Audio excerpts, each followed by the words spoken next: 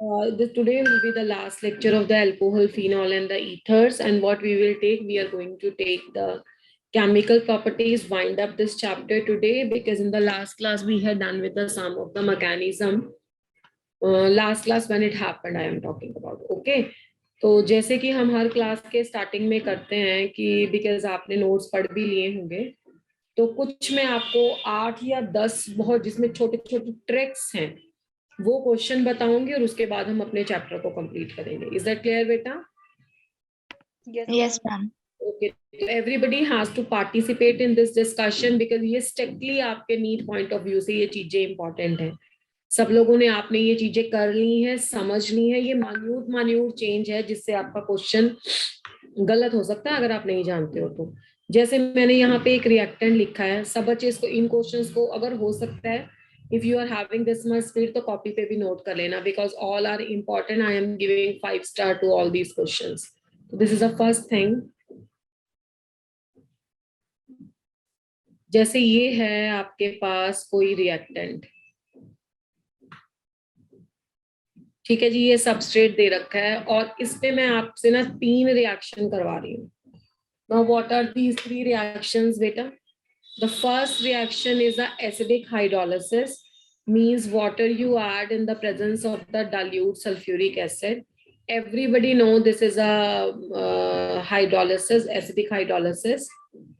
And the second is the hydroboration oxidation. सभी बच्चों को ये भी पता है कि hydroboration oxidation क्या होता है. जिसका पहला स्टेप होता है B2H6 diborane in the presence of the tetrahydrofuran, और जिसका सेकेंड स्टेप होता है H2O2 in the presence of OH negative. पहले स्टेप से हाइड्रोबोरेशन प्रोडक्ट आता है जिसमें BH2 और H की एडिशन होती है और उसके बाद ऑक्सीडेशन हो जाता है इससे जिसमें OH लगता है. तो ये हो गया आपका, इस रिएक्शन का नाम हो गया acidic hydrolysis of the alkene. ये भी नेमिंग रिएक्शन है, नेमिंग मतलब ऐसे जर्नल में है ये. और ये जो B2H6 और टेट्राहाइड्रोफ्यूरेन वाला है, this is also called as a hydroboration oxidation reaction. And the third one is called as a oxymercuration demercuration. ये आपने हाइड्रोकार्बन में पढ़ा है, ऑक्सीमर्क्यूरेशन एंड द डीमर्क्यूरेशन.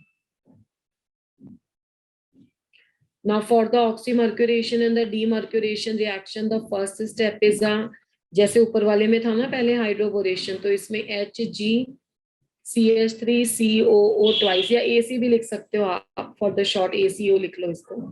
तो ये हो गया ऑक्सीमर्क्यूरेशन. डीमर्क्यूरेशन में हो गया आपके NaBH4 sodium boron hydride. This you have to you can say consider. तो ये वाली 3 चीजें हैं. This is a first, this is a second, this is a third. देखो रिएक्शन वही है, वही जो हमने सीखा, वही जो हमने पढ़ा, वही जो NCERT में है. अब काम ये है कि आपको ये चेक करके बताना है कि इनमें क्या प्रोडक्ट बनता है और क्या नहीं. चलो बिकॉज यहाँ पे हमें डिस्कशन करना है तो मैं अगला क्वेश्चन अभी नहीं लिखती हूँ, 10 बातें बताऊंगी. ये फर्स्ट के 3 हैं और ये 10 की 10 things you have to note it down, because if you won't note it down ना तो फिर स्किप कर जाएंगी. अच्छा मुझे बताओ, because we don't have too much time today, बहुत सारा काम करना है. फर्स्ट वाले में क्या होगा, शॉर्ट में बताओ जल्दी जल्दी जल्दी. Ma'am water as a nucleophile act करेगा. हाँ, water as a nucleophile act करेगा, मतलब OH नेगेटिव का एडिशन होगा और H होगा एक साइड पे. तो ये जो एसिडिक हाइड्रोलिसिस है, कोई बच्चा बता सकता है कि इसमें क्या रूल अप्लाई होता है या इसका इंटरमीडिएट कौन है? मैम कार्बोकटाइन. तो जो फर्स्ट रिएक्शन करते हुए आपको ये बात याद में रखनी है, यहाँ पे जो मैं इसकी बातें लिख रही हूँ ना, ये बहुत इंपॉर्टेंट है. पहली बात तो इसका मैकेनिज्म चाहे तुम पेपर में करो चाहे ना करो, करने की जरूरत ही नहीं है. तुम्हें ये समझ में आना चाहिए कि ये MR है. मैंने लास्ट क्लास में भी बोला है कि MR तो बहाना होता है, it is a short trick कि नेगेटिव पार्ट जाएगा उसके पास जहाँ पे कम हाइड्रोजन है. क्यों जाएगा? क्योंकि वो कार्बोकटाइन स्टेबल होता है, सीधी सी बात है.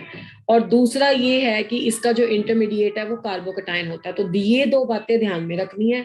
और तीसरी बात वेरी वेरी इंपॉर्टेंट, कि जो आपके पास रीअरेंजमेंट है, rearrangements to obtain stable carbocation, rearrangements to obtain the stable carbocation, ठीक है, ये आपके रीअरेंजमेंट आपको करने हैं. Has to be done. तो बस फिर शॉर्ट से हम क्वेश्चन कर लेते हैं। कार्बोकेटाइन कहाँ पे बनेगा? यहाँ पे बनेगा ना, बताओ पहले में, है ना? Yes, ma'am. ये स्टेबल है, बाकी क्यों नहीं बोल रहे हैं भाई? सभी बच्चों को पढ़ना है ये, और बहुत इंपॉर्टेंट चीजें हैं। तो यहाँ पे कार्बोकेटाइन बनेगा, तो क्योंकि ये 2 डिग्री है, पर इससे भी ज्यादा स्टेबल कार्बोकेटाइन बन सकता है, तो हम यहाँ पे शिफ्ट करा सकते हैं। ये ऐसा शिफ्ट करा सकते हो। इसको क्या बोलते हैं? 1,2 मिथाइल शिफ्ट, है ना? तो 1,2 मिथाइनाइड शिफ्ट, मिथाइलाइनाइड, मिथाइलाइनाइड। ठीक है, चलो नाम ना भी आता है तो चल जाएगा। तो यहाँ पे आ जाएगा तुम्हारा ये, फिर कार्बोकेटाइन यहाँ आ जाएगा, यहाँ पे तो CH3 आ गया, तो यहाँ पे स्टेबल कार्बोकेटाइन बन गया, तो ये प्रोडक्ट आएगा। तो ये 1 का प्रोडक्ट है। बताओ 1 के प्रोडक्ट में किसी को कोई कंफ्यूजन है? यही बना के आओगे ना पेपर में, यहाँ तो नहीं लगाया होगे OH, क्योंकि No, आपको ma'am. 3 बातें बता। ठीक है बेटा, MR लगाना है, कार्बोकेटाइन बनाना है और रीअरेंजमेंट करना है। ठीक है देवेश, आपको समझ आ रहा है बेटा? Yes ma'am. अच्छा चलो ठीक है, आ जाओ आगे। सेकंड क्वेश्चन में, सेकंड क्वेश्चन है हाइड्रोबोरेशन ऑक्सीडेशन। इसके बारे में क्या ज्ञान है तुम्हें? बताओ, सेकंड वाले का बताओ। क्या करते हैं हाइड्रोबोरेशन ऑक्सीडेशन में? मैम इसमें एंटी मार्कोनिकॉफ रूल लगता है। ठीक है, तो चलो पहला स्टार पॉइंट इसका ये बना लो कि इसमें बनता है anti Markovnikov rule. Anti Markovnikov rule, वैसे तो मार्कोनिकॉफ रूल आप किसी की भी सेंस में देख सकते हो। अगर H नेगेटिव की सेंस में देखो तो वो मार्कोनिकॉफ रूल के अकॉर्डिंग आता है, बट क्योंकि हमारा लास्ट प्रोडक्ट आता है अल्कोहल, तो अल्कोहल की सेंस में देखें तो ऑफकोर्स यहाँ पे एंटी मार्कोनिकॉफ रूल लगता है। तो अगर एंटी मार्कोनिकॉफ रूल लगता है तो पहले स्टेप में फॉर्म होगा आपका बोरेन। H यहाँ चला जाएगा, BH2 यहाँ चला जाएगा, 3 मॉलिक्यूल ले लेंगे, ये सारा हो जाएगा। HH यहाँ पे ऐड हो जाएगा और यहाँ पे OH लग जाएगा। तो दैट मीन्स द प्रोडक्ट। और यहाँ पे वेरी वेरी इंपॉर्टेंट थिंग, तो फिर कार्बोकेटाइन तो नहीं बनेगा ना, है ना? कार्बोकेटाइन नहीं बनेगा तो आपको कुछ भी रीअरेंजमेंट करना ही नहीं है। तो आपका आंसर आएगा ये। जिन बच्चों ने ये मैकेनिज्म सुना है, पढ़ा है, वो कर पा रहे हैं इस बात को। तो CH2 एंड CH2H। बताओ सेकंड प्रोडक्ट सब बच्चों को समझ में आ गया? Yes Yes, ma'am. ma'am. Yes, ma'am. चलो वेरी गुड है। थर्ड रिएक्शन ऑक्सीमर्क्यूरेशन डीमर्क्यूरेशन, इसके बारे में क्या विचार है? इसमें क्या होगा? What would happen in the oxymercuration demercuration? Anybody? Ma'am इसमें मार्कोनिकॉफ रूल लगेगा और नॉन क्लासिकल कार्बोकेटाइन का फॉर्मेशन होगा। Very good. ऑक्सीमर्क्यूरेशन जब होता है, मतलब सबसे पहले तो इसमें लगता है आपका MR, पर नॉर्मल वाला कार्बोकेटाइन नहीं फॉर्म होता। नॉन क्लासिकल जानते हो तो बहुत ठीक है, नहीं तो आप ये याद रख लो कि Hg के ऊपर प्लस आता है, Hg इलेक्ट्रॉन खींचता है, तो डबल बॉन्ड वाले दोनों कार्बन पे हल्का हल्का पॉजिटिव जाता है। ये वैसे वाला कार्बोकेटाइन नहीं है। तो यहाँ पे मार्कोनिकॉफ रूल लगना है, पर नो नॉर्मल कार्बोकेटाइन, या बोलते हो कि no rearrangement of the carbocation would take place. No rearrangement of the carbocation would take place. कोई भी rearrangement इसका नहीं होगा यहाँ पे। तो अगर rearrangement नहीं होगा तो फिर आपका प्रोडक्ट क्या आएगा?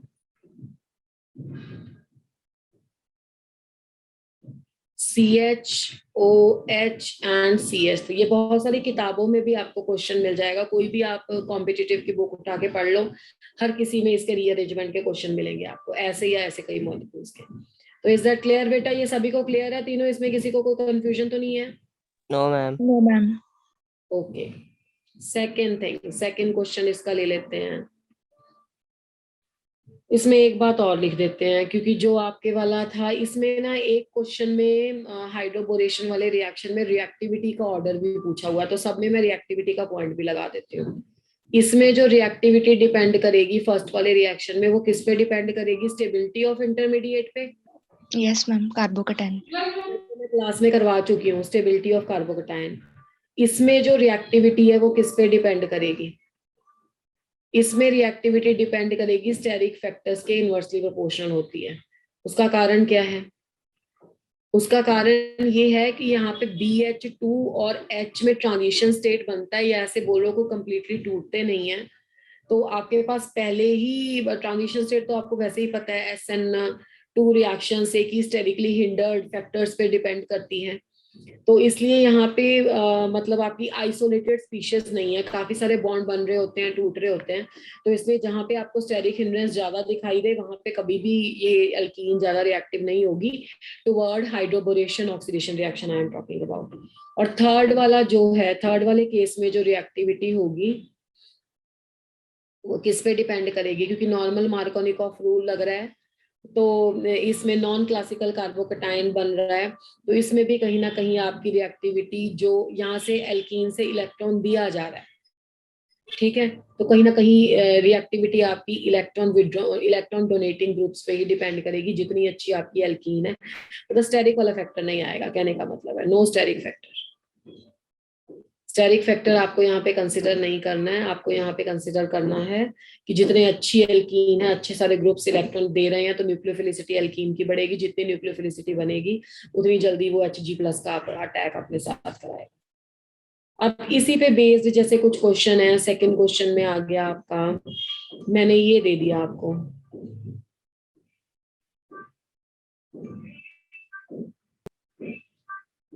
ऐसा कुछ दे दिया,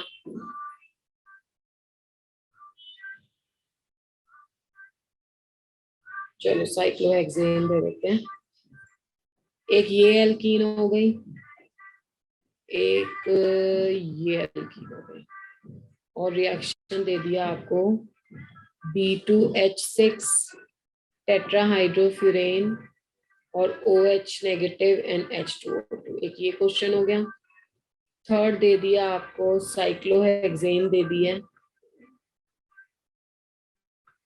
और साइक्लोहेक्सेन में दे दिया आपको रिएजेंट को थोड़ा सा चेंज करके हेक्सीन, B2H6 की जगह लगा दिया B2H6, चलो इसको ऐसे ही रहने दो, और इसको लगा दिया H2D2,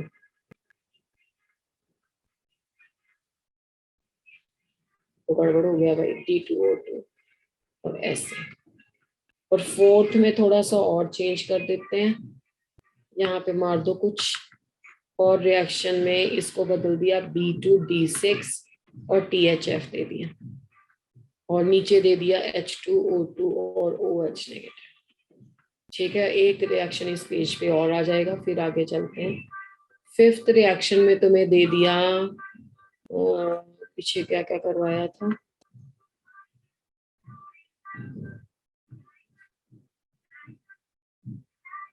फिफ्थ में दे दिया कि check whether any new chiral center obtained in the products of 3 and 4, in the products 3 and 4, ये क्वेश्चन दे दिए। चलो सेकंड क्वेश्चन के लिए बताओ क्या आएगा, और थर्ड फोर्थ के लिए क्या आएगा। हाँ जी, what is the answer of the second reaction बेटा।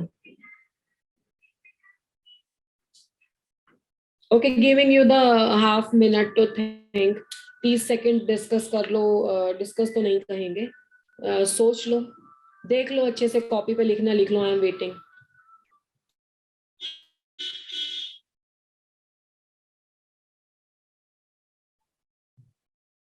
बहुत टाइम नहीं लगाना, लिखने के लिए टाइप दे रही हूँ।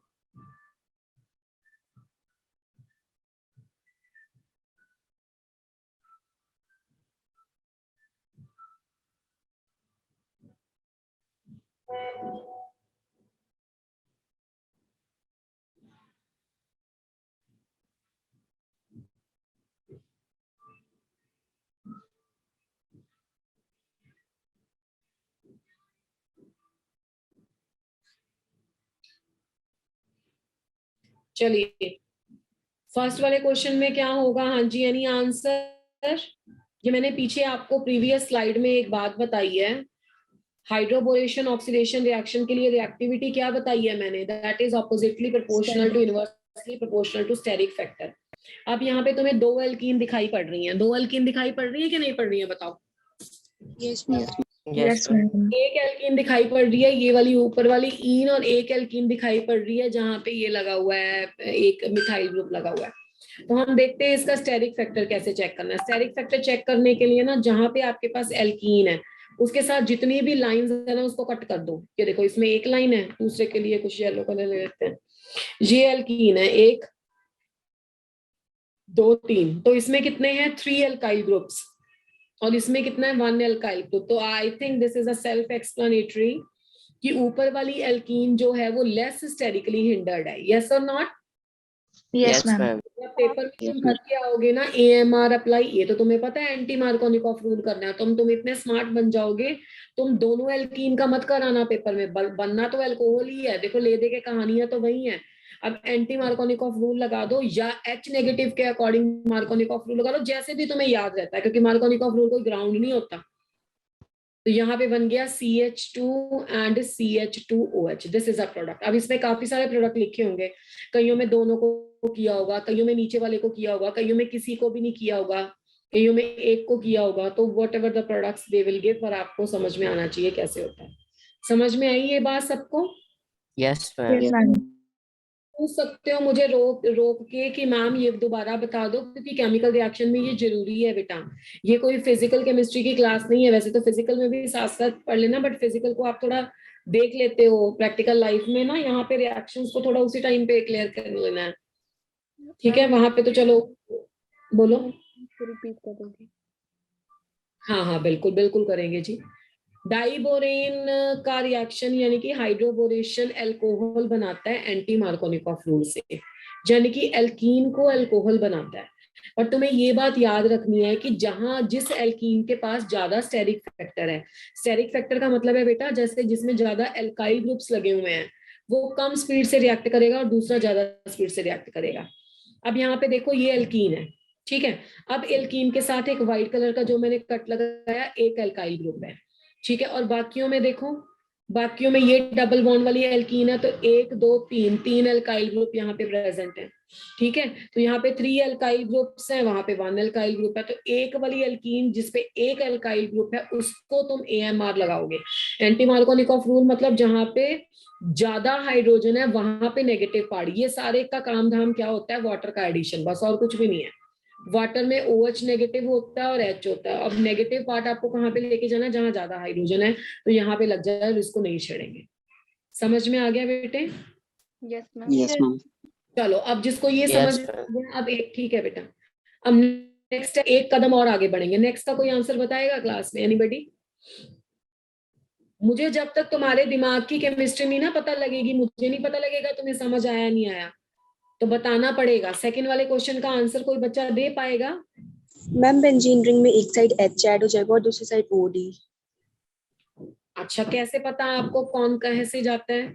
आपने जब मैकेनिज्म किया था, आपको याद है आपने BH3 को कुछ ऐसे लिखा था, BH2 और H फिर इससे अटैक करवाया था, याद है? तो यानी कि जो आपका H नेगेटिव जा रहा था, ठीक है, वो किससे जा रहा था, डाइबोरेन से। तो यानी कि H जाएगा इससे और OH जाता है नीचे वाली स्पीशीज से। यहाँ पे OH नहीं है, OD है। और यहाँ पे तो कार्बन को चूज ही नहीं करना, क्योंकि दोनों के कार्बन क्या है, सेम। तो दोनों कार्बन एटम सेम है, तो व्हाट यू विल डू, कहीं पे भी तुम H लगा दो, कहीं पे भी तुम क्या लगा दो, OD लगा दो, ठीक है। बट कहीं वाला एक पॉइंट और याद रख लेना, ये पॉइंट पेज इंपॉर्टेंट है। एंटी मार्कोनिकॉफ रूल है, नो कार्बोकटाइन है, reactivity inversely proportional to steric hindrance है। दूसरी बात है इसमें सिन एडिशन, एक ही साइड पे ऐड करना। एक ही साइड पे क्यों ऐड करना, कोई बच्चा बता सकता है? ज्यादा जब हमने मैकेनिज्म किया था तो हम BH2 और H को ले रहे थे, तो एक्चुअली में BH2 और H तो सेम स्पीशीज से आए हैं ना, BH3 से आए हैं, तो उनमें पार्शियल डबल बॉन्ड होता है। वैसे जब इसमें ट्रांजिशन बनती है स्टेट तो पार्शियल बॉन्ड होता है, ठीक है। तो इसलिए वो कट नहीं कर सकते। यहाँ पे जब आप करते हो तो आपका ब्रोमो जैसा मैकेनिज्म होता है, जैसे Br2 की एडिशन करते हो ना एल्कीन में CCl4 डाल के, तो वहां पे क्या होता है कि आपका ऑक्सीमर्क्यूलेशन डीमर्क्यूलेशन में ऑपोजिट वाला होता है। तो थर्ड वाले केस में होता है आपका एंटी प्रोडक्ट फॉर्म, मतलब ऑपोजिट साइड में जाएगा। तो ये कुछ कुछ चीजें जहाँ पे नोट करते रहना है। अब यहाँ पे देखो, यहाँ पे या तो दोनों सेम साइड पे जाएंगे या दोनों डाउन जाएंगे या अप और डाउन जाएंगे वगैरह वगैरह, ठीक है, अप एंड डाउन और डाउन और अप वाला रॉन्ग होगा, तो ये याद रखना कि ये सिन प्रोडक्ट है, सिन एडिशन है। सिन एडिशन का मतलब होता है या तो बोथ अबव होने चाहिए या बोथ बिलो होने चाहिए। ओके, थर्ड वाले क्वेश्चन में क्या होगा फिर? थर्ड वाले में क्या दिमाग लगाओगे? इस वाले से फिर अब डी जाएगा और इस वाले से ओ एच जाएगा। अब इसमें एंटी मार्कोनिकॉफ रूल लगा रहे हो तो ओ एच को नेगेटिव गिन रहे हो, इसको प्लस गिन रहे हो, और नेगेटिव पार्ट आप वहां पे दे रहे हो जहां पे क्या है, कहाँ नेगेटिव पार्ट कहाँ पे दे रहे हो? जहां पे ज्यादा हाइड्रोजन है। अब यहाँ पे तो ज्यादा हाइड्रोजन दोनों में सेम ही है, और फिर कैसे डिसाइड करेंगे? फिर भी कैसे डिसाइड करेंगे? ऊपर लगाओ नीचे लगाओ ओ एच नेगेटिव? इसमें ऊपर। मैम हर नीचे। एक क्वेश्चन में एक डबल ट्विस्ट है, पहले वाले से इसमें ट्विस्ट है, इससे इसमें ट्विस्ट है। चाहे वो दोनों सेम कार्बन एटम है, बट स्टेरिक हिंड्रेंस का तो फर्क पड़ता है ना। अब नेगेटिव की स्टेरिक हिंड्रेंस ज्यादा होगी इन कंपैरिजन। यहाँ पे methyl group plus I effect देता है, इलेक्ट्रॉन रिलीज करता है। OH negative plus electron excess वाला ग्रुप है, तो ऊपर बिल्कुल नहीं लगेगा, ये नीचे लगेगा OH, और यहाँ पे लगेगा H। देखो इसमें आपका MR या AMR के अकॉर्डिंग आंसर नहीं लिख रही हूँ मैं, वो तो सेम ही था, सिमेट्रिकल में नहीं है। ठीक है, यहाँ पे CH दोनों में सेम ही था। प्रॉब्लम क्या है, स्टेरिक फैक्टर ऊपर ज्यादा था तो वहां पे स्टेरिक हिंड्रेंस ना हो, इसलिए OH नीचे लगाया। अब फिफ्थ क्वेश्चन में जो पूछा था वो का उसका आंसर दो। उसने कहा किसने 3 एंड 4 में, थर्ड एंड फोर्थ में कितने नए कार्बन सेंटर जनरेट हुए हैं? Whether there is any new chiral centre. पहले तो रिएक्टेंट में देखो कोई नया कायरल सेंटर है? नहीं है। CH2 है? नहीं है। No, ma'am. नहीं है, नहीं है। sp2 नहीं है। ये है क्या बेटा? ये वाला है ऊपर Yes, अलग ma'am. है, इधर अलग है, इधर अलग है, H अलग है। तो इसमें 1 कायरल सेंटर था रिएक्टेंट में, और इसमें 9 कायरल सेंटर था रिएक्टेंट में। जिन बच्चों को कायरल सेंटर भी याद नहीं है, द फर्स्ट कंडीशन क्या होती है कायरल सेंटर की? ऐसे मत करो भाई, फिर तो स्टीरियोकेमिस्ट्री सब गायब हो जाएगा। मैम डिफरेंट लगने चाहिए। सबसे पहले होना चाहिए sp3 हाइब्रिडाइज, उसके बाद होना चाहिए डिफरेंट ग्रुप्स। ठीक है, तो इसके हिसाब से नीचे वाले में एक कायरल सेंटर है। पर क्वेश्चन हमारा था प्रोडक्ट में कोई नया आया है क्या? अब इसमें तो 9 है, इसमें देखो एक ऊपर को अलग है, नीचे अलग है, इधर अलग है, और चौथा H होगा, तो ये नया कायरल सेंटर है, पहले नहीं था। यहाँ पे देखो इधर H है, दूसरा भी H होगा, तो ये नहीं है। तो इसका मतलब है इसमें क्या आया है? 1 new chiral centre, 1 chiral centre new, क्योंकि उसने बात करी है पिछले से नया आया है या नहीं। अब इस वाले क्वेश्चन में देखो, इस वाले क्वेश्चन में पहले एक था, तो पहले एक था तो ये वाला तो अभी भी है, इधर और इधर, तो इसको तो नहीं गिनेंगे। ये वाले में 2 H है, ये भी नहीं गिनेंगे। ये है क्या? Yes, ma'am. तो इसमें है टोटल 2 कायरल एंड 1 न्यू। तो इस तरीके से जब आपके पास एग्जामिनर क्वेश्चन पूछता है तो कई बार वो प्रोडक्ट की स्टीरियोकेमिस्ट्री चेक करा लेता है। स्टीरियोकेमिस्ट्री एक ऐसा टॉपिक है जो अलग से क्वेश्चन में नहीं आता है, वो आपका जो रिएक्शंस आते हैं उसी में आ जाता है। तो इज दैट क्लियर या any doubt? Clear ma'am. Clear, ma'am. Clear इसका मैम। मतलब 4 सवाल बिल्कुल क्लियर है तुम्हें? Yes. Yes, ma'am. Yes ma'am. अभी कुछ और पूछ देते हैं, पर थोड़ा जल्दी जल्दी पूछ देते हैं, फिर उसके बाद चैप्टर को खत्म करेंगे। चैप्टर में तुम्हें कुछ नहीं है ज्यादा, बस थोड़ा सा बताना है, वो फटाफट करेंगे। फिफ्थ क्वेश्चन ये है आपका कि मैंने तुम्हें दे दिया ये, वैसे ये नेक्स्ट का टॉपिक है, मतलब एल्डिहाइड कीटोन में भी आएगा, बिकॉज एल्डिहाइड कीटोन का कार्बोनिल का हमने यहाँ पे भी यूज किया है। तो ये क्वेश्चन एक प्रीवियस ईयर भी है। मैंने ना इस पे 3 रिएजेंट लिखे हैं। पहला रिएजेंट लिखा है निकल, प्लेटिनम, पैलेडियम, मेटल्स की प्रेजेंस में हाइड्रोजन ऐड करना है। मैंने हाइड्रोजन ऐड किया, आप इसे नेसेंट हाइड्रोजन लिख लो, आपको पता ही है सबको कि नेसेंट हाइड्रोजन मिल जाएगा इससे आपको। ठीक है, चलो H2 लिख लो एनी हाउ। सेकेंड है लिथियम एल्यूमिनियम हाइड्राइड, और फोर्थ है सोडियम बोरोन हाइड्राइड। इसका प्रोडक्ट देना है आपको, और 6th वाले रिएक्शन में इसका प्रोडक्ट देना है।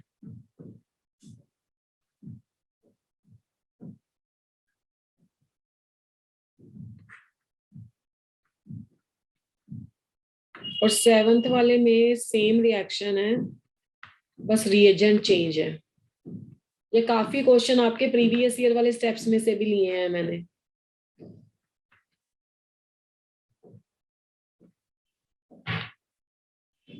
और 8th में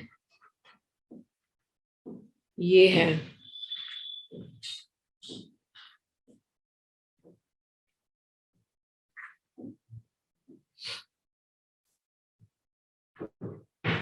ये A स्टेप है और B है, बाकी दो भी यही लिख देते हैं, स्पेस बच जाएगा। 9th है तुम्हारा, बस 10 ही कराएंगे, बाकी उसमें लेंगे रिवीजन में। अच्छा यहाँ पे दे दो भाई तुम एस्टर वाला क्या, एसिड करवाया था तुम्हें ये, और 10 में कोई और इसका डेरिवेटिव दे दो। डेरिवेटिव में आप जो मैं एस्टर के साथ करा रही हूँ आप Cl के साथ भी कर सकते हो, सेम ही रिएक्शन है। चलो बस ये 10 सवाल करने के बाद हम आगे बढ़ेंगे। फटाफट से कौन बताएगा? अच्छा फिर again I am giving you the 1 minute to think. Copy पे जरूर नोट कर लेना, अगर टाइम कम है तो स्क्रीनशॉट ले लेना, any how what ever is convenient for you, पर थोड़ा सा जल्दी करेंगे। Giving you the 30 second to think.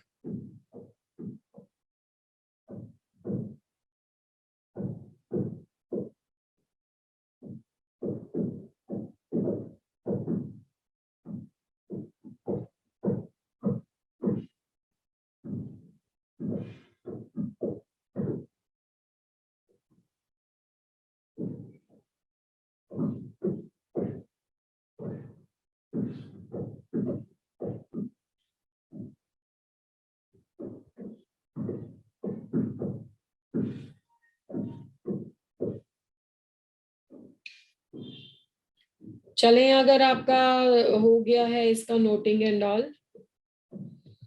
चलिए फर्स्ट वाले का प्रोडक्ट बताएगा। Ma'am CH3 CH double bond CH2OH। रुकिए मैं लिखती हूँ, CH3 CH double bond CH CH2। Second वाले का, सेकेंड थर्ड का बताओ जल्दी जल्दी, इतना टाइम नहीं है। चलो anyhow because you people are not saying, जो आपका होता है मेटल्स, मेटल्स ये बेसिकली डी ब्लॉक की मेटल्स हैं। डी ब्लॉक की मेटल जब आपने सरफेस केमिस्ट्री पढ़ा होगा, I think you had done that, उसमें पढ़ा होगा कि हेट्रोजीनियस कैटालिसिस होती है। और हेट्रोजीनियस कैटालिसिस में क्या होता है कि ये स्ट्रॉन्ग रिड्यूसिंग एजेंट होते हैं, मेटल की सरफेस पे रिएक्टेंट एब्जॉर्ब हो जाता है, मतलब स्ट्रॉन्ग है, मेरे कहने का मतलब है ये। एनी हाउ तो जब आपके पास पेपर में क्वेश्चन इससे आएगा ना, तो अब देखो दो प्लेसेस हैं जहां पे रिडक्शन हो सकती है। पहला प्लेस तो ये है और दूसरा प्लेस ये है, ठीक है। तो मेटल्स के प्रेजेंस में दोनों प्लेसेस रिड्यूस हो जाते हैं। देखो ये क्वेश्चन अगर 4 मार्क्स में आता है तो कितना आसान है, जिस बच्चे को पता है वो आराम से कर देगा, और जिसको नहीं पता वो फिर ऊपर वाला प्रोडक्ट लिखाएगा। तो here the reduction is taking place at both, can take place at both the sides, this and this, ठीक है। यहाँ पे भी होगा, यहाँ पे भी होगा, but whatever the you have given the product ना, that is true in the case of next to reagent, lithium aluminium hydride और सोडियम बोरॉन हाइड्राइड में से आपका जो प्रोडक्ट फॉर्म होगा now, this is CH3 CH double bond CH CH2OH। बिल्कुल बिल्कुल, alkene को नहीं छेड़ना है, इसको अल्कोहल बना देना है। देखो इसको बोलते हैं रिएक्टिविटी एंड सेलेक्टिविटी, है ना। तो जब आपको कार्बोनिल कंपाउंड में पढ़ाऊंगी ना, तब मैं कार्बोनिल कंपाउंड स्टार्ट करने से पहले ना एक लेक्चर सिर्फ रिएजेंट का लूंगी।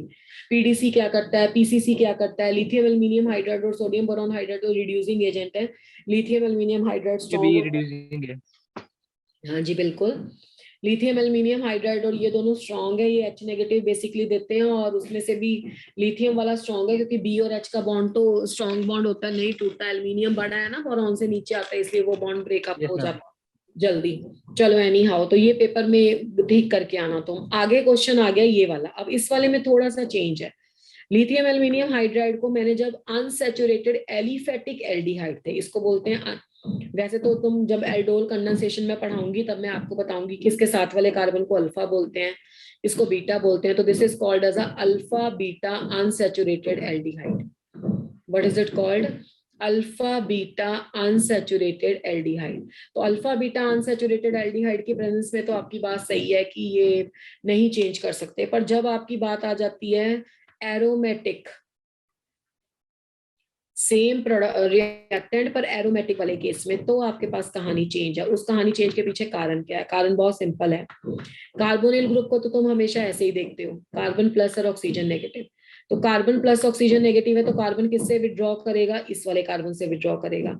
अब ये किससे विड्रॉ करेगा? इससे विड्रॉ करेगा। तो अल्टीमेटली इस पे पॉजिटिव आएगा, और इस पे पॉजिटिव आना जरूरी है। क्यों? क्योंकि जब इस पे पॉजिटिव चार्ज आ जाएगा तो ये ज्यादा स्टेबलाइज है। इसको क्या बोलेंगे? बेंजाइल कार्बोकेटाइन नहीं बोलेंगे यस Yes, मैम। ma'am. ना? तो बेंजाइल कार्बोकेटाइन बनेगा, और जब कार्बोकेटाइन अपने आप बन जाता है ना, फिर ये सप्लाई कर देता है H नेगेटिव। यहाँ पे एक्सेप्शन, यहाँ पे कोई पीछे ऐसे रेजोनेंस या स्टेबिलिटी फैक्टर नहीं था, थोड़ा इसके साथ था, दैट्स इट। ठीक है, पर यहाँ पे पूरा ये डिलोकलाइजेशन है पाई इलेक्ट्रॉन का। तो यहाँ वाले केस में सोडियम बोरॉन हाइड्राइड तो खैर वीक होता है, वो नहीं करेगा, पर लिथियम एल्यूमिनियम हाइड्राइड एरोमेटिक वाले केस में कर देगा अनसैचुरेटेड को सैचुरेटेड। तो ये प्रोडक्ट बनेगा। इसका रीजन है कि ये स्टेबल हो जाता है। फिर सोडियम बोरॉन हाइड्राइड वाले केस में सेम प्रोडक्ट मार देना जैसे एलिफेटिक में मारा। इसको चेंज मत करना क्योंकि ये इतना स्ट्रांग नहीं होता। तो ये ठीक है। अब नीचे वाले केस में, अच्छा फिर 8th क्वेश्चन की कोई एग्जाम, 8th क्वेश्चन में जो वैसे बच्चे बहुत डिटेल CH3 में CH3 बोलो, मैम कार्बन पे जाएगा। बिल्कुल ठीक बोल रहे हो। देखो बनेगा तो अल्कोहल ही। ठीक है, अब any of the aldehyde secondary alcohol देते हैं। याद है ना ये कहानियां सारी?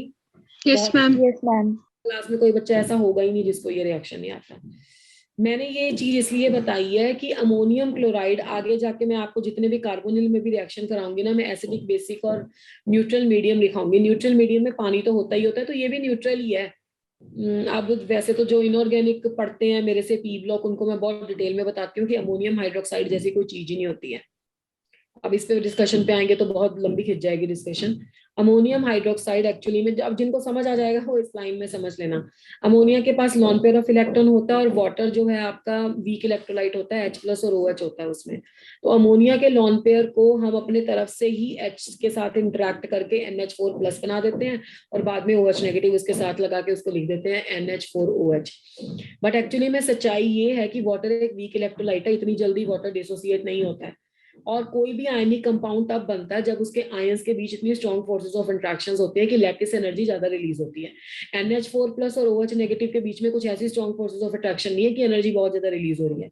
तो वो पेपर बॉटल्स पे भी ना, जब तुम उसमें पढ़ते हो, लैब में जाते थे 11th-12th में, अभी तो थे वो तुम 11th-12th में, तो जब तुम लैब में करते हो तो वहां पे भी लिखा होता है, बट एक्चुअली में वो अमोनिया डॉट वाटर है। हमने अपनी मर्जी से ही पानी को तोड़ दिया, अपनी मर्जी से ही लॉन पेयर करवा दिया। तो यहाँ पे भी ये सिर्फ एक स्ट्रॉन्ग फोर्सेस ऑफ इंट्रैक्शन है, प्लस एंड माइनस। तो यहाँ से क्या मिलेगा तुम्हें? अमोनिया मिलेगा। यहाँ से क्या मिलेगा? HCl मिलेगा। ठीक है, और अमोनिया तो न्यूट्रल ही है ना बेटे, तो ये बिल्कुल वही कंडीशन देता है जो तुम H+ के साथ ड्राई ईथर लिख के नहीं चलते थे, वाटर, ड्राई ईथर वगैरह वगैरह। Yes, ma'am. तो ये न्यूट्रल Yes, ma'am. कहने का मतलब है कि ये न्यूट्रल मीडियम है। ठीक है, तो इसको कुछ और मत लेके चलना कि गड़बड़ हो जाएगा।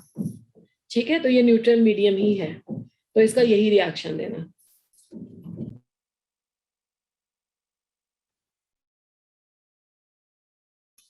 Is that clear? 8th one बेटा?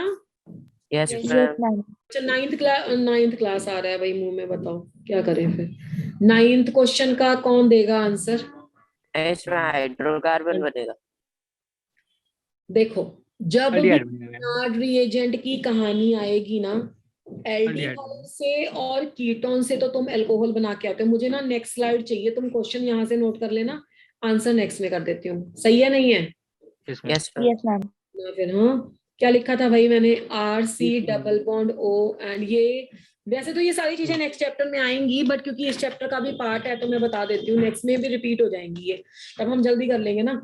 अब देखो यहाँ पे गिगनार रिएजेंट आएगा। अब जैसे हमारे एक बच्चे ने अभी कहा कि मैम इसमें हाइड्रोकार्बन बन जाएगा, इसमें हेलोएल्केन बन जाएगा, जो जो भी आ रहा है दिमाग में, तो ये बातें ध्यान से सोच लो कि एल्डिहाइड और कीटोन, फॉर्म एल्डिहाइड देता है 1 डिग्री, एनी एल्डिहाइड देता है 2 डिग्री, और बाकी कीटोन क्या देता है? 3 डिग्री। ठीक है, Degree. और नाड़ के साथ. एसिड की बात, अब वो रिएक्शन कैसा है? रिएक्शन देखो तुम ऐसे करते हो, कोई भी एल्डिहाइड या कीटोन हो ना, तुम ऐसे करते हो CH3MgBr ग्रिग्नार रिएजेंट के साथ, और तुम मेटल को कहते हो पॉजिटिव है, इसको कहते हो नेगेटिव है, ये ऐसे लेते हो। मैं सही बोल रही हूँ ना? ये सिग्मा डोनर लेते हो तुम, यस मैम। है ना? Yes, ma'am. और तुम इसको मानते हो न्यूक्लियोफाइल और इसको मानते हो इलेक्ट्रोफाइल, क्योंकि यहाँ पे न्यूक्लियोफाइल का एडिशन हो रहा है, तो ग्रिग्नार्ड रिएजेंट की एग्जांपल है न्यूक्लियोफिलिक एडिशन। यही तो करते हो और तुम बहुत फास्ट कर लेते हो, ये तुम्हें आती है ये बात। इसमें Yes, ma'am. भी होगा क्या ना, इसमें जो पहला स्टेप है वो न्यूक्लियोफिलिक सब्स्टिट्यूशन होगा। मैडम न्यूक्लियोफिलिक सब्स्टिट्यूशन कैसे होगा? देखो मेटल तो अभी भी पॉजिटिव है, आर अभी भी नेगेटिव है, तो यहाँ से एक न्यूक्लियोफाइल जाएगा, ये वाला न्यूक्लियोफाइल बाहर जाएगा।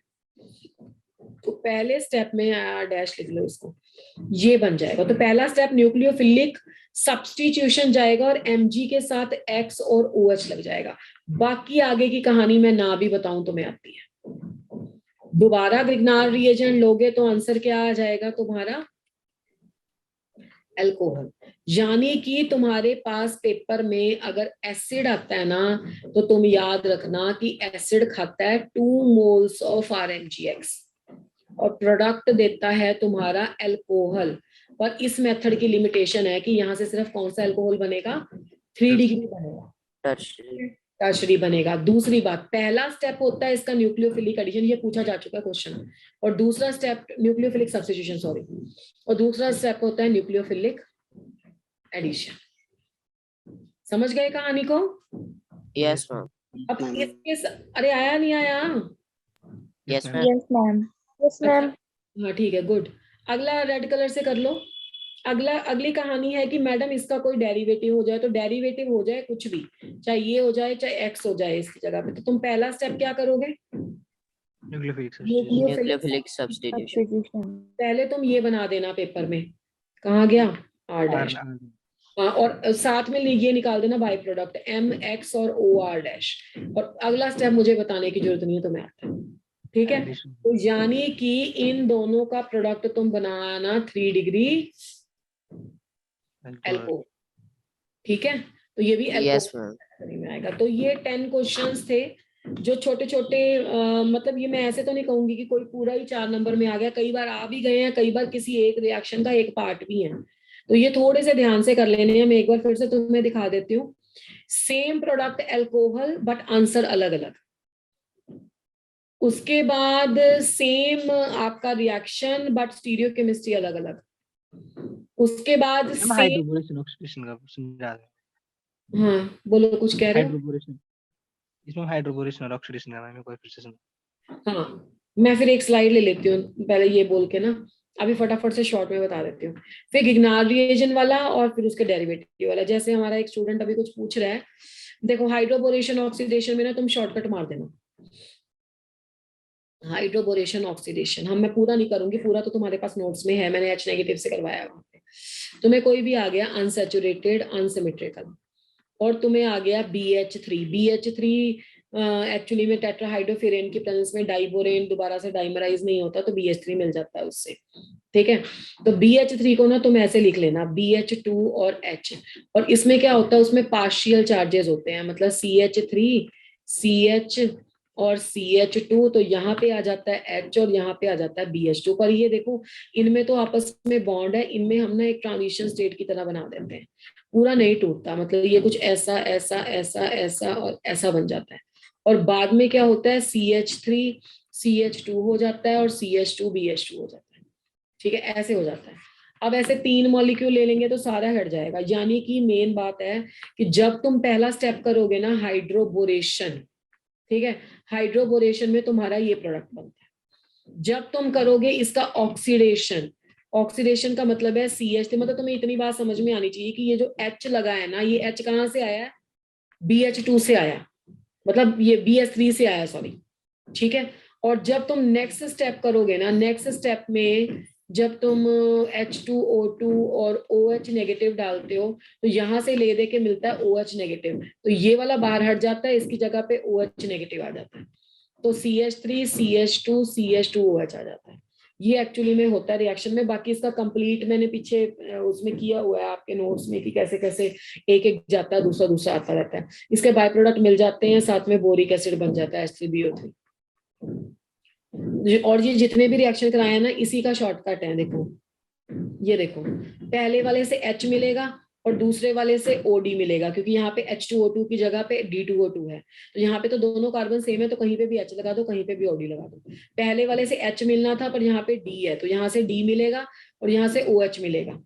ठीक है, तो D जो आपका है वो आपका पॉजिटिव था, OH नेगेटिव नेगेटिव था, तो स्टेरिकली सेंसिटिव है, तो ऊपर नहीं लगाना। वैसे तो दोनों पे सेम कार्बन में हाइड्रोजन है, तो ऊपर स्टेरिक हिंड्रेंस आया तो नेगेटिव यहाँ पे लगा देंगे। समझ में आ गया बेटा? Yes, ma'am. अच्छा ठीक है, गुड। तो ये कुछ 10 क्वेश्चंस थे जो आप एक बार ध्यान से देख लेना। अभी हमने जब लास्ट क्लास में किया था, क्योंकि लास्ट क्वेश्चन क्लास में आप लोगों का कुछ था कि मैम थोड़ा सा mechanism we were doing and that took time, तो आज हम इसके जो पेंडिंग रिएक्शंस हैं वो करके चैप्टर को खत्म करते हैं। लास्ट क्लास में हमने नेमिंग रिएक्शंस भी कर लिए थे, अल्कोहल, फिनोल, यहाँ पे ईथर। कहा था SuCl2 और PCl5 और वो वाले।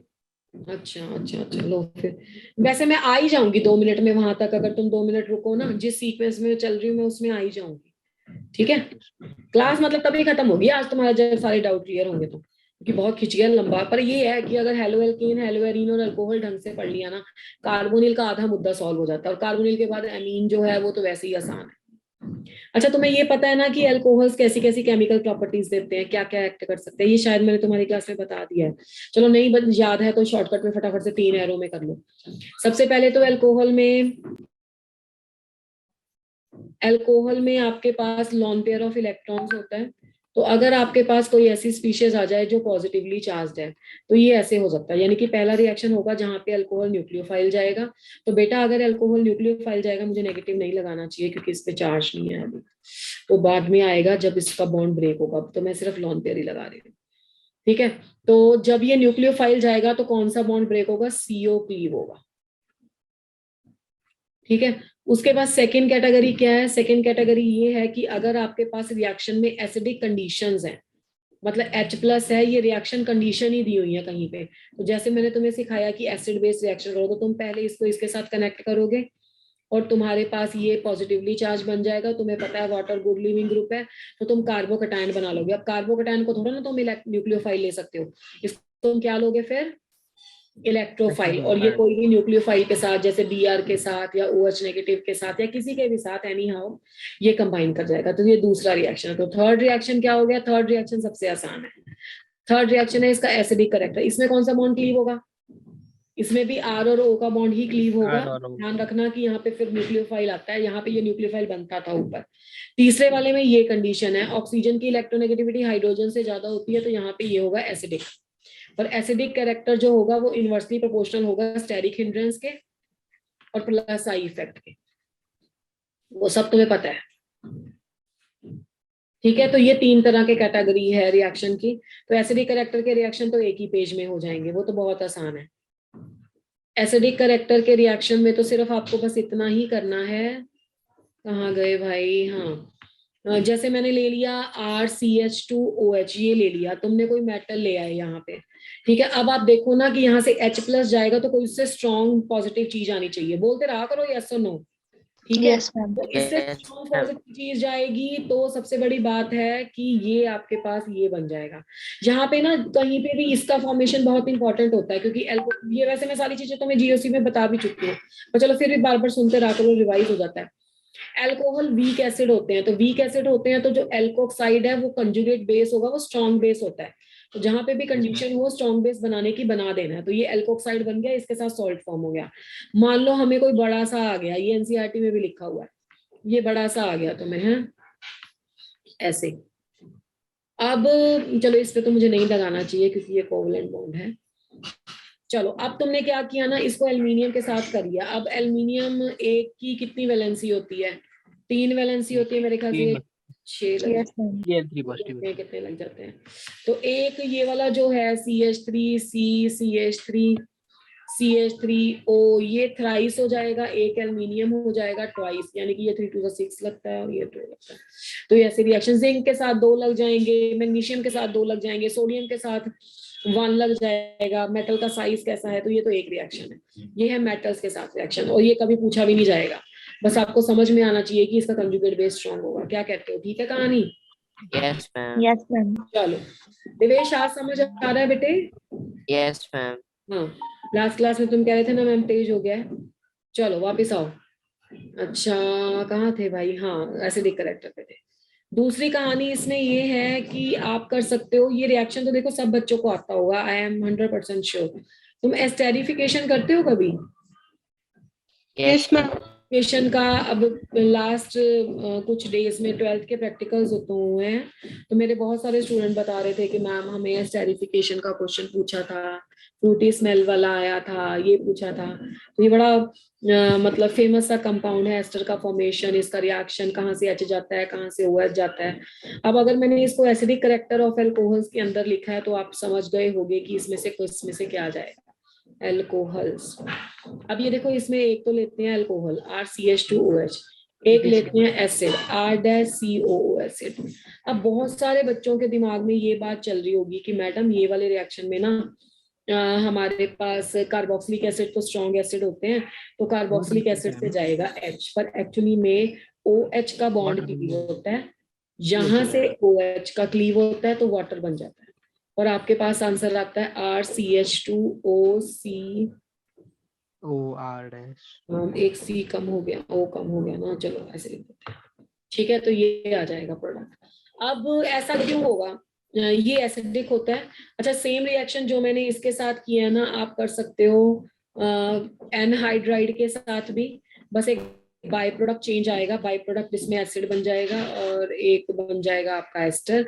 और सेम रिएक्शन आप कर सकते हो इसके डेरिवेटिव के साथ भी, ये रिएक्शन पीरियडिन के प्रेजेंस में होता है और माइंडेड ये रिवर्सिबल नहीं होता है और इसमें HCl निकलता है। चलो वो तो आप कर लोगे, जोड़ तोड़ लोगे, इतना कोई प्रॉब्लम नहीं है। कोई मुझे बताएगा कि अल्कोहल्स के कंपैरिजन में कार्बोक्सिलिक एसिड ने OH क्यों दिया? What is the reason behind that? ये ना आइसोटॉपिक लेबलिंग से भी स्टडी हुआ था। ये ऐसा भी क्वेश्चन आता था कि इसमें एस्टर में कौन सा ऑक्सीजन आया है, किसका ऑक्सीजन आया है, उस पर लेबलिंग करके देखी गई। जैसे मान लो इसके ऑक्सीजन को ऑक्सीजन 18 ले लिया, रेडियो आइसोटॉप डेटिंग वाला ऑक्सीजन, मतलब रेडियो एक्टिव वाला, और ये वाला विदाउट नॉर्मल वाला था, तो इसमें नो रेडियो एक्टिविटी के ट्रेसेस आए, इसका मतलब ऑक्सीजन यहाँ से आ रहा है। कैसे पता हमें कौन कहाँ से जाता है? तुम फिलहाल इस चैप्टर में इसको ऐसे याद रखना कि जब आपका अल्कोहल वीकली एसिडिक होता है चाहे, बट इस रिएक्शन को इनिशिएट करने के लिए क्या होता है ना, एल्कोक्साइड आयन बहुत स्ट्रॉन्ग बेस होता है, तो एल्कोक्साइड आयन पहले बनता है क्योंकि एसिडिक कंडीशंस हैं, H+ देके एल्कोक्साइड आयन रिलीज कर देगा, लेस स्टेबल है तो मोर स्ट्रॉन्ग बना देगा, और उसके बाद मीनवाइल फटाफट से जब ये एल्कोक्साइड आयन बन जाता है अल्कोहल, तो इसमें एसिटाइल वाला मतलब यहाँ पे प्लस आ जाता है और प्रोडक्ट बन जाता है। मैम जो कार्बोक्सिलिक एसिड है वो ज्यादा एसिडिक नहीं होता। हाँ एक्चुअली में क्या होता है ना, मैं अगली स्लाइड कर लूं अगर ये हो गया। Yes, ma'am. yes, ma'am. पहली बात तो जो आप कह रहे हो वो इस चीज से प्रूव्ड है कि रिएक्शन प्रोडक्ट तक नहीं गया। समझ में आ रही है ना कहानी? अगर रिएक्शन प्रोडक्ट तक नहीं गया तो इसका मतलब है कहीं ना कहीं रिएक्शन में कुछ ना कुछ प्रॉब्लम चलता है, जिसके कारण रिएक्शन आपका बैकवर्ड भी जा रहा है। कार्बोक्सिलिक एसिड नो डाउट ज्यादा होते हैं strong in comparison to the alcohols, but इस रिएक्शन में क्या होता है ना, ये है आपका कार्बोक्सिलिक एसिड, ये बना देगा आपका कार्बोक्सिलिक कैटायन, और ये ऑब्वियसली ज्यादा स्टेबल होता है in comparison to the alcohol. पर आप ये बताओ कि ये रिएक्शन फिर स्टार्ट कैसे होगा? अगर इसमें H+ रिलीज कर दिया है ना, तो इधर से OH रिलीज हो गया तो ये कार्बोकैटायन बनेगा। अब कार्बोकैटायन बनेगा तो इस वाले रिएक्शन में ये जो आपका कार्बोकैटायन है ये 0 डिग्री या 1 डिग्री होता है, बड़े वाले में स्टेरिक हिंड्रेंस होता है, तो रिएक्शन मतलब आगे ही नहीं जाएगा, स्टार्ट ही नहीं हो पाएगा, तो इसलिए यहाँ पे स्टेबल कार्बोकैटायन की प्रोबेबिलिटी है ही नहीं है। अगर मैम बहुत ज्यादा R ग्रुप आ जाए तो एक्चुअली में ये वैसे तो ये रिएक्शन ही रिवर्सिबल है, देखो ठीक है, तो कंप्लीटली 100% प्रोडक्ट तो नहीं मिलता, तो alcohols depending upon its nature पहले एल्कोक्साइड आयन में कन्वर्ट हो जाता है जो कि एक स्ट्रॉन्ग बेस होता है। अब ये बेचारा कंपैरेटिवली उससे वीक एसिड था, ठीक है, तो इसने क्या किया, अपना स्ट्रॉन्गेस्ट बेस फटाफट से बना दिया, और जब इसने स्ट्रॉन्गेस्ट बेस बना दिया तो मीनवाइल ये आपका एसाइल आयन होता है, एसाइल आयन मतलब ये यहाँ पे तो पॉजिटिव बनना ही बना, ये ना भी टूटे, आप इसको ऐसे देखो ना, ये ना भी टूट नहीं भी टूट रहा, वैसे आपको नेक्स्ट क्लास में इसका मैकेनिज्म भी आ जाएगा जब कार्बोनिल पढ़ोगे। ये नहीं भी टूट रहा, अगर आपका एल्कोक्साइड आयन फॉर्म हो गया नेगेटिव वाला, उसने इस पे किया, फिर ये आगे वाटर बन के लीव कर जाएगा, तो वाटर का लीविंग हो जाएगा। कार्बोक्सिलिक एसिड भी तो मैम वो स्ट्रांग एसिड है, वो भी अच्छा हाँ हाँ, कार्बोक्सिलिक एसिड अभी भी स्ट्रॉन्ग एसिड ही है। कार्बोक्सिलिक एसिड और अल्कोहल की एसिडिक स्ट्रेंथ का कंपैरिजन करोगे तो वो स्ट्रॉन्ग एसिड ही है, पर तब ये तो मैम इसको reaction- OH मिलना चाहिए। अच्छा, फिर तो ऐसा भी होना, मैं बोलूं बेटा, फिर उसके बाद अगर नहीं क्लियर हुआ तो आप बताना। आपने रिएक्शंस की कंडीशन देखी है, कौन सी है? Acidic condition. एसिडिक कंडीशंस हैं, तो एसिडिक कंडीशंस हैं, इसको ना छेड़ो तुम, इसको ना, इसने कुछ नहीं दिया तो अगर आपके पास एसिडिक कंडीशंस हैं तो एसिडिक कंडीशन सिर्फ एक ही चीज से रिएक्शन स्टार्ट करो। चलो लो, अगर तुम्हारे इसके पास एसिडिक कंडीशंस होंगी खुद, तो एसिडिक कंडीशंस में दोनों चीजें एसिड बिहेव कर जाएंगी। किसी भी रिएक्शन में एक न्यूक्लियोफाइल और एक इलेक्ट्रोफाइल तो होना चाहिए कि नहीं होना चाहिए? Yes ma'am. तो कार्बोक्सिलिक ये बिहेव तो करता है, तब आपके पास न्यूट्रल होना चाहिए। अगर मैं इसमें एसिड मिला लूंगी तो फिर तो यही काम हो सकता है, और तो कुछ नहीं हो सकता, यस मैम।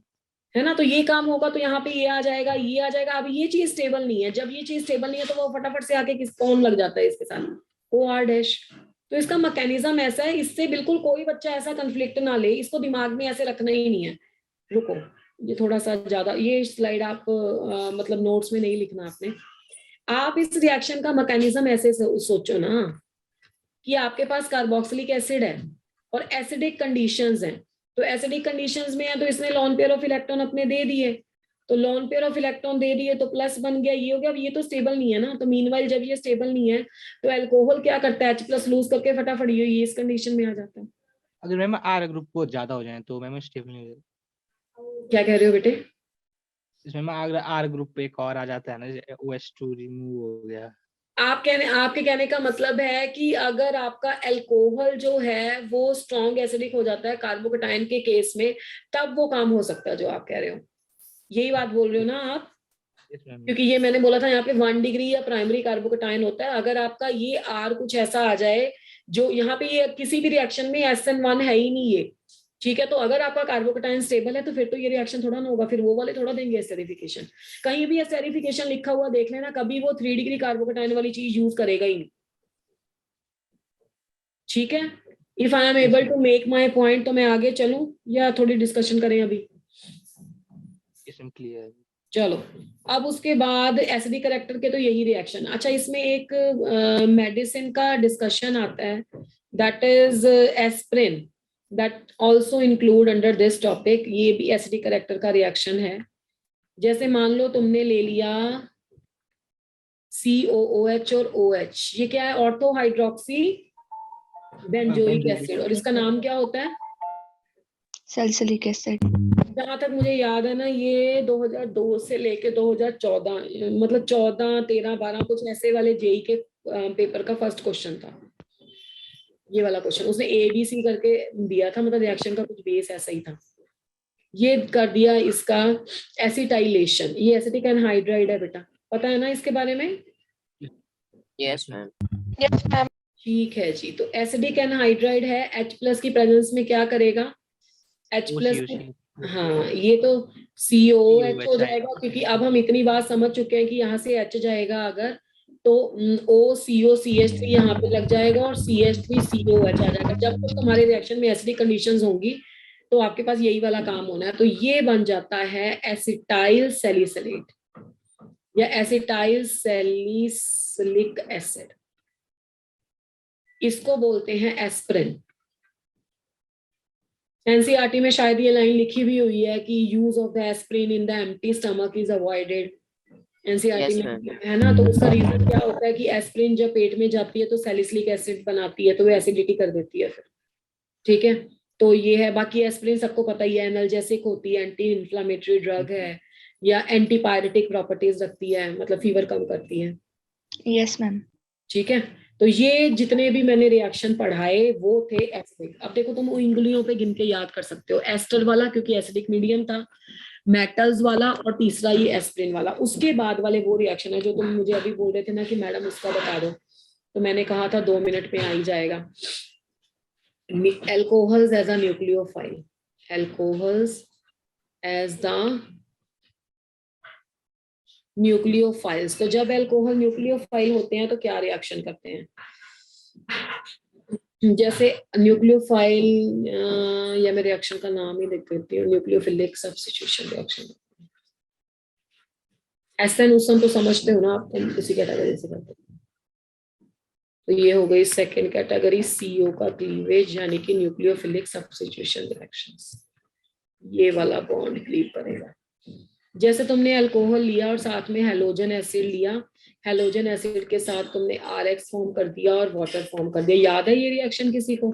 बहुत किया है हमने डिस्कशन। Yes ma'am. क्या बोलते हैं इसको?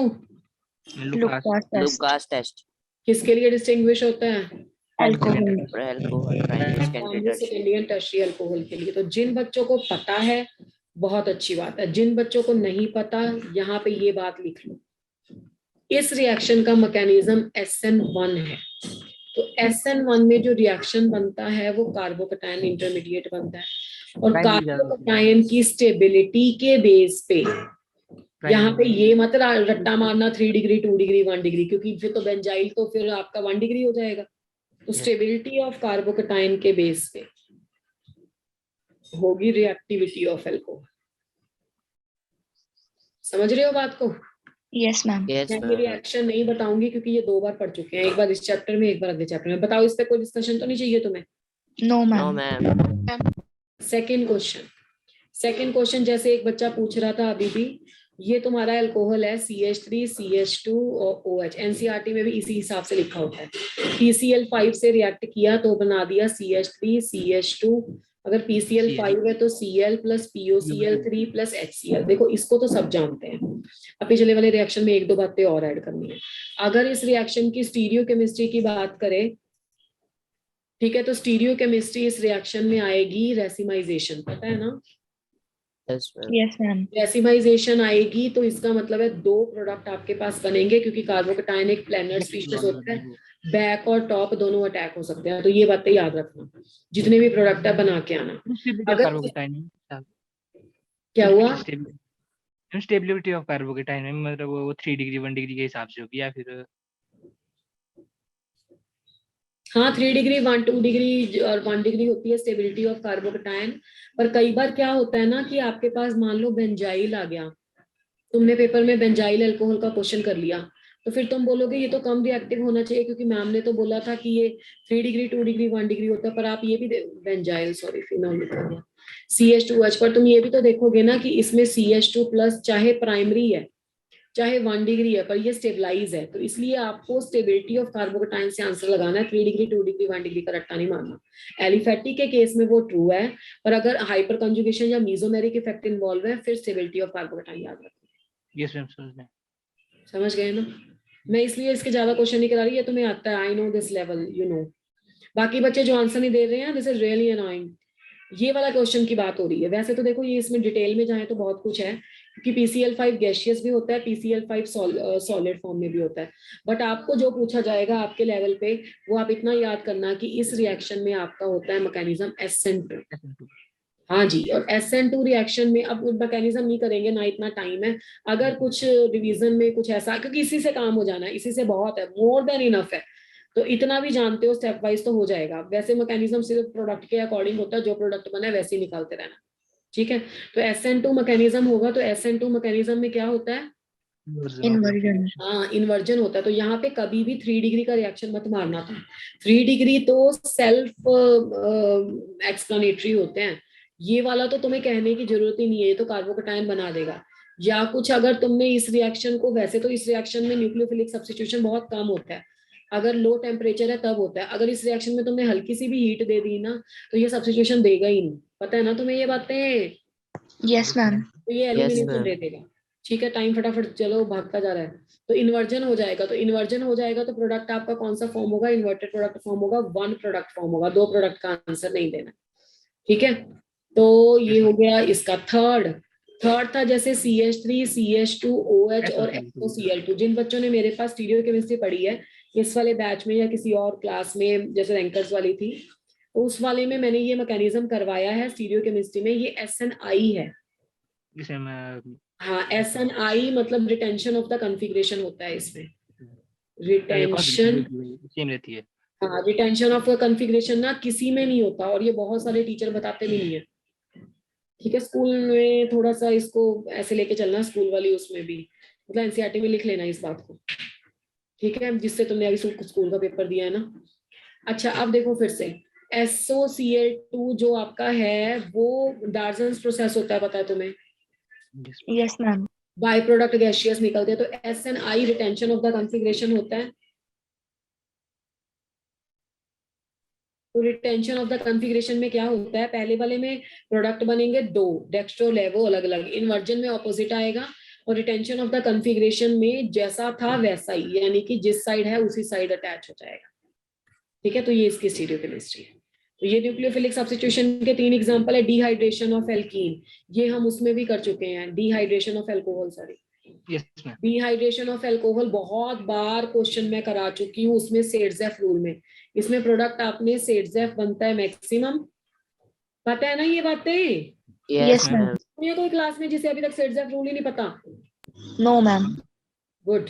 तो सेडजेफ और हॉफमैन, हॉफमैन माइनर होता है और सेडजेफ मेजर होता है, यानी कि आपको प्रोडक्ट बनाना है मैक्सिमम एल्काइलेटेड। और ये हम कहाँ पे डिस्कस कर चुके हैं, जो शुरू से मेरे पास पढ़ रहे हैं उनको मैंने जीओसी में भी बताया, और जो स्टार्टिंग से ऑर्गेनिक मेरे साथ कर रहे हैं वहां पे भी मैंने बहुत बार बताया। ठीक है, क्योंकि इसमें आंसर जो आपका है एल्कीन बनता है, तो मैंने जब आपको हाइड्रोकार्बन पढ़ाया था तब भी कराया। तो इसमें जो ऑर्डर ऑफ रिएक्टिविटी है 3 डिग्री का ज्यादा होता है, 2 डिग्री का और 1 डिग्री का। ठीक है, Yes, उसके ma'am. बाद है ऑक्सीडेशन। ऑक्सीडेशन में थोड़ा सा ज्ञान लेना है। अगर आपका अल्कोहल है तो ये पूरी कहानी ना ऐसे गाना बना लो, अल्कोहल एल्डिहाइड बनाएगा और एल्डिहाइड एसिड बनाएगा। पर कुछ रिएजेंट होते हैं जो स्ट्रॉन्ग रिएजेंट होते हैं, strong oxidizing agent, strong oxidizing agent. तुम जो भी कह रहे हो, अभी मैं थोड़ा सा स्पीड से चलूंगी क्योंकि थोड़ा सा रह गया हमारा चैप्टर। स्ट्रॉन्ग ऑक्सीड प्रॉब्लम तो नहीं हो रही ना बेटे? अभी थोड़ा आसान ही है। इसमें Yes, आसान नहीं है। आसान था। गुड, अभी बहुत आसान है इसलिए थोड़े से जल्दी जल्दी चल रहे हैं। KMNO4 K2Cr2O7 and CrO3। एक ना मुझे लास्ट क्लास में, पिछली कल की क्लास में, मुझे किसी ऑफलाइन में बच्चे ने पूछा कि मैम ये स्ट्रॉन्ग ऑक्सीडाइजिंग एजेंट क्यों है। That is a good question, आज तक नहीं पूछते बच्चे, बस याद कर लेते हैं। उसका भी रीजन मैं बता देती हूँ। KMNO4 में मैग्नीज +7 होता है, इसमें +6 होता है और ये +6 होता है। आप ये देखो, ये अपनी मैक्सिमम पॉसिबल ऑक्सीडेशन स्टेट में है। मैक्सिमम ऑक्सीडेशन स्टेट का मतलब है कि मैग्नीज के वैलेंस शेल में 7 इलेक्ट्रॉन होते हैं, 7 के 7 लूज कर देता है। क्रोमियम के वैलेंस शेल में 6 होते हैं, 6 के लूज कर देता है, ये भी 6 लूज कर देता है। अरे भैया, जिसके घर में जितना पैसा था उसने सारा दे दिया, तो अब और नहीं ना दे सकता, अब वो लेगा। यानी कि अगर इनकी मैक्सिमम ऑक्सीडेशन स्टेट है, ये गेन ऑफ इलेक्ट्रॉन करेंगे। गेन ऑफ इलेक्ट्रॉन करेंगे तो रिडक्शन होगा, तो रिडक्शन होगा तो मेरे से ज्यादा तुम जानते हो क्या होंगे, ऑक्सीडाइजिंग। और ये इतने ज्यादा, मैं क्या बोलूं इनके बारे में, महान ऑक्सीडाइजिंग एजेंट है कि ये अल्कोहल को यहाँ पे भेज के ही दम लेते हैं। अगर बीच में मुझे एल्डिहाइड चाहिए तो ये नहीं रुकेंगे, तो दिस इज अ ड्रॉबैक। उसके लिए तुम्हें लेने पड़ेंगे माइल्ड, क्या बोलते हैं उसे, माइल्ड ऑक्सीडाइजिंग एजेंट। तो माइल्ड की बात कर लो, जैसे PCC वगैरह होते हैं, पिरिडीनियम क्लोरोक्रोमेट है, ये हाँ, ये मैं आपको नेक्स्ट चैप्टर में और ज्यादा इलेबोरेट करूंगी रिएजेंट का।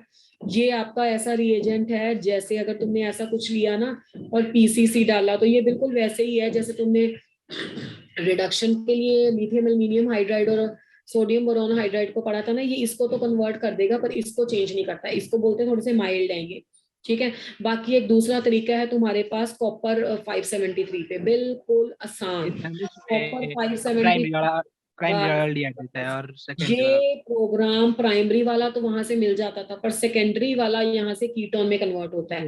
And this is the best method, क्योंकि वहां पे कीटोन मिलता ही नहीं, वहां पे एंड में जाके एक ही ब्रेक लगती है, और वो ब्रेक कौन सी है,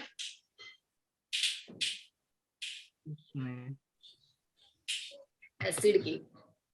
ठीक है, एल्कीन के केस में टर्शरी वाला तो एल्कीन दे देगा, टर्शरी वाला सेम कंडीशन पे क्या दे देगा, एल्कीन दे देगा। भैया जब हीट लिखा हुआ मिल गया तो सोचना ही नहीं है, हमेशा एल्कीन मिल जाएगी। तो ये कुछ रिएक्शंस थे जिससे अल्कोहल आपका यहीं तक है। और उसके बाद फिनॉल के रिएक्शन में 2 बातें बोलूंगी, बहुत आसान बातें हैं। फिनॉल्स के केस में हमेशा याद रखो कि that activate the benzene ring for the electrophilic substitution. Benzene का बेसिक गुण क्या है, मतलब इसके मेन रिएक्शन क्या है, इलेक्ट्रोफिलिक सब्स्टिट्यूशन। अब ये प्लस एम से इलेक्ट्रॉन डेंसिटी बढ़ाते हैं, तो दैट मीन्स ये जीओसी में पढ़ाया, activate the ring for the electrophilic substitution at ortho and para, for electrophilic substitution at ortho and para. तो इसके सेम रिएक्शन करने हैं, नाइट्रेशन सेम करना है। नाइट्रेशन में 2 प्रोडक्ट बनते हैं, पता है ना सबको, Yes, para. ma'am. Ortho and para. Ortho nitrophenol and the para nitrophenol, ये नाइट्रेशन के प्रोडक्ट हैं। अब कैसे पता लगेगा किसका बॉइलिंग पॉइंट ज्यादा है किसका कम है? हाइड्रोजन मैम बॉन्डिंग जो इसका ऑर्थो वाले का ज्यादा होता हाई है। बॉइलिंग पॉइंट है, या ऐसे याद रख लो जिंदगी में, बॉइलिंग पॉइंट हमेशा इंटरमोलिकुलर फोर्सेस पे, मतलब 2 डिफरेंट मॉलिक्यूल कैसी फोर्सेस से जुड़े हैं उसी हिसाब से बॉयल करेंगे ना, इंटरमोलिक्यूलर इंटरमोलिकुलर फोर्सेस पे डिपेंड करते हैं। पहले वाले केस में क्या होता है, पहले वाले केस में इंट्रा होता है, ये इंट्रामोलिकुलर। यस मैम, तो इंट्रा वाले का कम होता है। इंट्रामोलिकुलर फोर्सेस होती, इंट्रामोलिकुलर हाइड्रोजन बॉन्डिंग होती है। और जिंदगी में हमेशा याद रखना, इंट्रामोलिकुलर हाइड्रोजन बॉन्डिंग जहां पे भी होएगी वो एसिडिक कैरेक्टर को कम करेगी। क्यों? क्योंकि एसिडिक कैरेक्टर H+ के जाने से होता है। जब ये इसके साथ बाइंड हो जाएगा तो किसी को घर में ही बॉन्ड बन गया तो बाहर घूमने थोड़ा जाएगा। Yes ma'am. Yes, ma'am. Boiling point बाकी का क्या एक होगा? कहानी और, क्या कह रहा बेटे? मैम बॉइलिंग पॉइंट का क्या होगा मैम, किसका ज्यादा होगा इसमें दोनों? अच्छा, बॉइलिंग पॉइंट इसका ज्यादा होगा। इसका कारण ये है। अच्छा, फिर मैं अगली स्लाइड पे बना देती हूँ, थोड़ा सा स्पेस हमें कम लग रहा है। बॉइलिंग पॉइंट का मतलब होता है डिफरेंट मॉलिक्यूल कैसी फोर्सेस से जुड़े हैं, क्योंकि बॉयल का मतलब है अलग अलग मॉलिक्यूल जो है सेम सब्सटेंस के। ये तुम्हारा OH है। फर्स्ट वाला केस था मैम, उसमें स्ट्रांग हाइड्रोजन बॉन्डिंग। अरे पहले मुझे ये तो बनाने दे, अब तूने ये पूछा तो बना के बताएंगे ना, पूरी डेकोरेशन करेंगे तो रुक ले बेटा। ये ऐसे हाइड्रोजन बॉन्डिंग होती है, तो डिफरेंट मॉलिक्यूल्स के बीच में होती है, ये इंटर है। अब आप जो पहले का क्वेश्चन पूछ रहे हो ना बेटा, पहले में ना एसिडिक कैरेक्टर की बात करी थी मैंने। Yes ma'am. एसिडिक कैरेक्टर है तो दोनों का फिनोल से तो ज्यादा है, वो बात अलग है, क्योंकि नाइट्रो ग्रुप रखा है फिनोल से ज्यादा है, वो बात नहीं कर रही मैं, कंपैरिजन नहीं कर रही किसी और से, मैं आपस में देख रही हूँ कि यहाँ वाले केस का ना ये आपस में इन्वॉल्व हो गया हाइड्रोजन बॉन्डिंग में, तो दूसरे के पास कैसे जाएगा। इसलिए जहां पे भी इंट्रामोलिकुलर हाइड्रोजन बॉन्डिंग हो जाए ना, तो फिर वो एसिडिक कैरेक्टर उसका कम होता है, ये बोला। और बॉइलिंग पॉइंट में क्या होगा? अरे सो रहे हो क्या? बॉइलिंग बॉइलिंग पॉइंट में पैरा का ज्यादा होगा। ये पैरा में क्यों होगा ज्यादा? हाँ, पैरा में इंटरमोलिकुलर ज्यादा क्यों हाइड्रोजन। पैरा में तुम्हारा ज्यादा? नाम क्या है पहले तो ये बताओ। साहित्य शुक्ला। साहित्य शुक्ला। इन पैरा नाइट्रोफिनॉल में ना इंटरमोलिकुलर हाइड्रोजन बॉन्डिंग होती है। बेटा तुम्हें इंटरमोलिकुलर हाइड्रोजन बॉन्डिंग पता है? Yes ma'am. Intermolecular hydrogen bonding, हाँ, तो डिफरेंट मॉलिक्यूल अगर ज्यादा स्ट्रॉन्ग फोर्सेस से जुड़ेंगे तो इजी बॉयल होगा या मुश्किल से बॉयल होगा? मुश्किल से। मुश्किल से बॉयल होगा। ज्यादा फोर्सेस ही तोड़नी पड़ेंगी अगर तुम्हें पैरा पैरा पैरा वाले सारे आपस में जुड़ जाएंगे तो।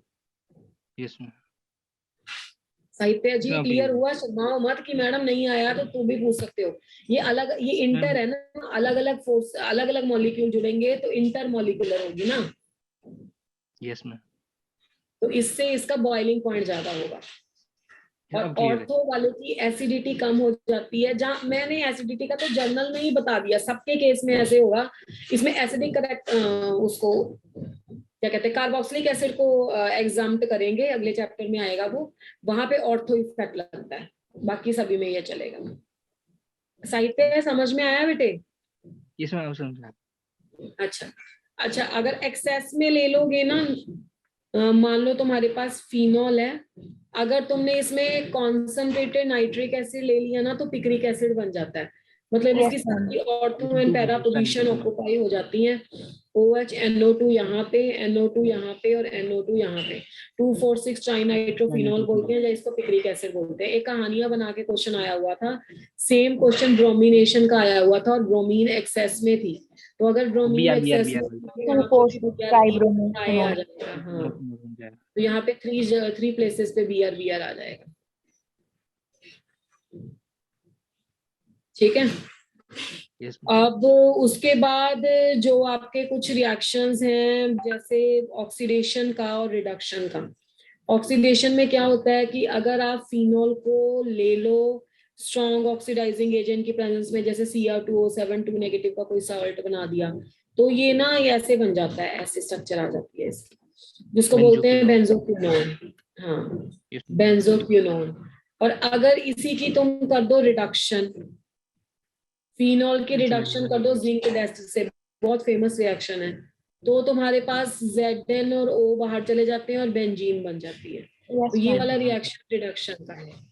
Yes, ma'am. ठीक है, इसके साथ आपका अल्कोहल एंड फिनॉल खत्म होता है। ईथर में जो सबसे इंपॉर्टेंट रिएक्शन था विलियमसन सिंथेसिस, वो हम कर चुके हैं। और बाकी उसमें एक क्वेश्चन ये बहुत इंपॉर्टेंट है कि जब एल्काइल हैलाइड और एल्कोक्साइड ईथर बनाते हैं तो हमेशा एल्काइल हैलाइड को लेना है तुमने कौन सी डिग्री, 1 डिग्री, और ईथर उसको एल्कोक्साइड को लेना है 3 डिग्री। 3D. समझते हो ना इस बात को? बाकी Yes, ईथर का ma'am. कुछ ऐसा ज्यादा नहीं आता, जो आया हम उसके पेपर डिस्कशन में ले लेंगे। This is all about this chapter, more than enough you know. मैंने देख भी लिया, नॉलेज भी देख लिया तुम लोगों की, काफी पता है। कार्बोनिल पढ़ोगे और ऑर्गेनिक का ज्ञान हो जाएगा, अमीन्स पढ़ोगे तो सारे क्वेश्चंस में अच्छे से कर लोगे।